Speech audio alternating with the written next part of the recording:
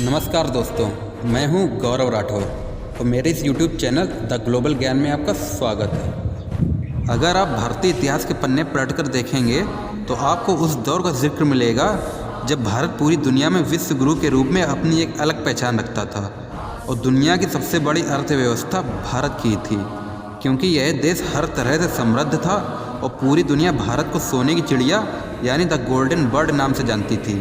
तो आज इस वीडियो में भारत की उस महान गाथा के बारे में बात करेंगे जब भारत विश्व का सबसे अमीर और आत्मनिर्भर राष्ट्र हुआ करता था, और भारत की अर्थव्यवस्था के इतिहास का वर्णन भी इस वीडियो में किया है। तो आइए देखते हैं इस वीडियो को। यूं तो भारत का इतिहास हजारों लाखों वर्ष पुराना है, लेकिन आज हम चलते हैं आज से लगभग 2300 वर्ष पहले, जब भारत में मौर्य साम्राज्य था और साउथ एशिया के 70% हिस्से पर भारत का अधिकार था। लगभग सन 350 ईसा पूर्व चाणक्य ने मौर्य साम्राज्य के लिए आर्थिक संरचना की नींव रखी थी और इन्हें ही अर्थशास्त्र का रचयिता कहा जाता है। इस साम्राज्य के राजाओं ने अच्छे से शासन किया, जिसमें से एक महान सम्राट अशोक भी थे, और इस साम्राज्य में भारत धीरे धीरे और समृद्ध होने लगा और गुप्त साम्राज्य आते आते भारत दुनिया का सबसे समृद्ध देश बन गया था। पहली सदी से 11वीं सदी तक भारत को सोने की चिड़िया यानी द गोल्डन बर्ड कहा जाता था। प्राचीन भारत विश्व व्यापार का केंद्र हुआ करता था और मसालों के व्यापार में दुनिया का सबसे बड़ा देश था। 43% मसालों का उत्पादन अकेले भारत में ही होता था। उस समय घर घर में कपास से सूत और लोहे के औजार बनाए जाते थे और घर घर में लघु उद्योग था। पहली सेंचुरी में वर्ल्ड की कुल पॉपुलेशन का 30% शेयर इंडिया का था। यानी इंडिया की जीडीपी का फॉर्म होता है ग्रॉस डोमेस्टिक प्रोडक्ट, मतलब सकल घरेलू उत्पादन। तब इंडिया की जीडीपी 33.7 बिलियन डॉलर थी, जो कि वर्ल्ड की टोटल जीडीपी की 32% थी। और उसी टाइम चाइना की जीडीपी 26.8 बिलियन डॉलर थी, जो टोटल जीडीपी का 25% था। और तीसरे नंबर पर फ्रांस था, जिसकी जीडीपी 2.3 बिलियन डॉलर थी। और आगे के 1000 सालों तक ऐसे ही चलता रहा। पहले भारत सामान दूसरे देशों को बेचता था, क्योंकि भारत उस समय पूर्ण रूप से आत्मनिर्भर था। कपास, चावल, गेहूं, चीनी, जबकि मसालों में मुख्य रूप से हल्दी, काली मिर्च, दालचीनी इत्यादि शामिल थे। इसके अलावा आलू, तिल का तेल, नीलमणि, हीरे आदि के साथ साथ रेशम, शराब, सोने और चांदी से बनी वस्तुएं और बहुत कुछ बाहरी देशों को निर्यात किया जाता था। उन दिनों लघु उद्योग चलाए जाते थे, यहाँ सामान के बदले सोना दिया जाता था। इसीलिए दुनिया का हर देश भारत के साथ व्यापार करना चाहता था। धीरे धीरे यहाँ वस्तु एक्सचेंज को बदलकर मुद्रा का उपयोग शुरू हुआ। पहले सोने की मुद्रा और फिर चांदी के सिक्के चलन में आए। प्राचीन भारत में मात्र कुछ चीज़ें ही बाहरी देशों से मंगाई जाती थीं। उनमें थे सोने के रोमन सिक्के, कांच के बने पदार्थ, दवाई, टिन, कॉपर और चांदी के बने आभूषण जैसी चीज़ें शामिल थीं। फिर 7वीं सदी से लगातार भारत पर बाहरी देशों के आक्रमण होते रहे, जो आज सन 1947 तक चले थे। उनमें थे तुर्क, अरेबिक, इस्लामिक, अफगानी, मुग़ल, पुर्तगाली, डच और ब्रिटिश। फिर 11वीं सेंचुरी में भारत की जीडीपी में थोड़ी गिरावट आई। इस सेंचुरी में इंडिया की कुल जीडीपी 32% से घटकर 28% हो गई थी और चाइना की कुल जीडीपी 22% थी। और तीसरा फ्रांस की जगह अब जापान ने ले ली। जापान की जीडीपी का इस टाइम जीडीपी का 3% शेयर था। यहाँ की संपन्नता को देखकर बाहरी लोगों ने बार बार आक्रमण किए और यहाँ की दौलत लूट कर लुटेरे अपने अपने देश ले जाते रहे। इन बड़ी लूटों में एक लूट सोमनाथ मंदिर की भी थी, जिसे सन 1027 ईस्वी में महमूद गजनी ने की थी। फिर आगे चलकर कई बड़े बड़े किले, कई बड़े मंदिर, कोहिनूर हीरा और मयूर सिंहासन जैसे इत्यादि सामान को भारत से लूटा गया। फिर ऐसे भारत की सरजमी धीरे धीरे गुलामी की जंजीरों में जकड़ने लगी।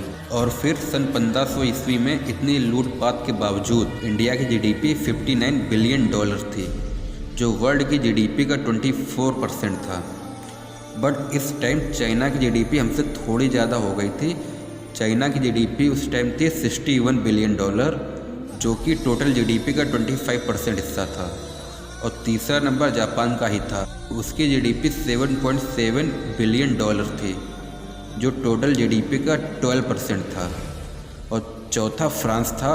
फिर थोड़े समय बाद इंडिया ने फिर चाइना को पीछे कर दिया था और टॉप पर आ गया था।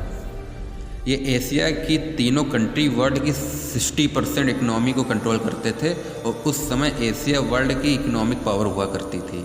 बट इसके बाद सिचुएशन बदल गई थी, क्योंकि यूरोपियंस ने धीरे धीरे बहुत सारे रूट को डिस्कवर कर लिया था और धीरे धीरे उन कंट्रीज़ पर अपना अधिकार करने लगे थे और उन कंट्रीज़ को लूटना और बर्बाद करना शुरू कर दिया था, जिससे दूसरे कंट्रीज़ की इकनॉमी गिरती गई और यूरोपियंस कंट्रीज़ की इकनॉमी बढ़ती गई।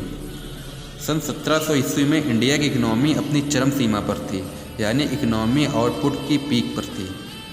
यह वर्ल्ड की लार्जेस्ट इकनॉमी होने के साथ साथ एक मैन्युफैक्चरिंग हब भी था और इंडिया एक इंटरनेशनल ट्रेडिंग सेंटर भी हुआ करता था।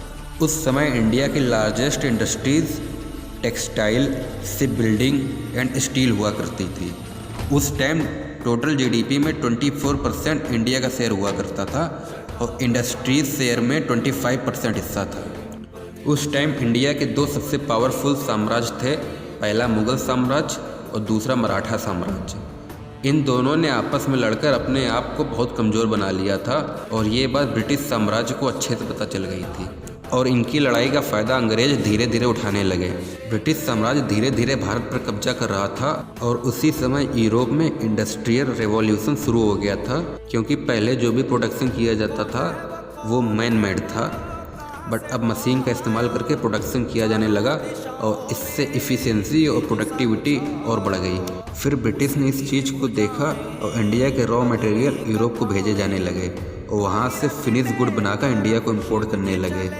इससे इंडिया की इंडस्ट्रियल इकनॉमी पूरी तरह से तबाह होने लगी और हम धीरे धीरे दूसरे देशों पर निर्भर होने लगे। फिर सन 1800 में इंडिया की जीडीपी 111 बिलियन डॉलर हो गई थी और वर्ल्ड जीडीपी शेयर का 16% था। यानी 1800 सालों में ऐसा पहली बार हुआ था जब इंडियन इकोनॉमी वर्ल्ड शेयर में 20% से नीचे आई थी। फिर जब अपना भारत स्वतंत्र हुआ तो अंग्रेज़ों के जाने के बाद सन 1950 में इंडिया की जीडीपी मात्र 30.6 बिलियन डॉलर ही बची थी, जो कि वर्ल्ड शेयर का मात्र 3% था। यानी अंग्रेज़ों ने भारत को इस कदर लूटा कि जो जीडीपी 24% हुआ करती थी वो अब घटकर 3% पर आ गई थी और इंडस्ट्रियल आउटपुट 25% से घटकर 2% पर आ गया था। और यूरोपियंस ने इंडिया की पॉपुलेशन को कमज़ोर और अनस्किल्ड बना दिया था। अंग्रेज़ों ने भारतीयों को शारीरिक तनाव के साथ साथ मानसिक तनाव भी काफ़ी दिया था। इसी कारण आज भी बहुत से भारतीय लोग अपने आप को यूरोपियंस और अमेरिकन्स लोगों से कमज़ोर समझते हैं। फिर रिपब्लिक ऑफ इंडिया बनने के बाद इंडिया की इकनॉमी धीरे धीरे ग्रो करने लगी और सन 1990 में इंडिया की इकनॉमी ने अच्छा परफॉर्म किया। फिर सन 2018 में इंडिया वर्ल्ड की 6th लार्जेस्ट इकनॉमी नॉमिनली बनी और परचेजिंग पावर प्रायोरिटी में इंडिया वर्ल्ड की 3rd लार्जेस्ट इकनॉमी थी। लेकिन आज कोरोना वायरस महामारी की रोकथाम के जारी लॉकडाउन की वजह से खपत कम होने और कारोबारी गतिविधियां थमने से चुनौतियों का सामना कर रही घरेलू अर्थव्यवस्था में गिरावट आ रही है।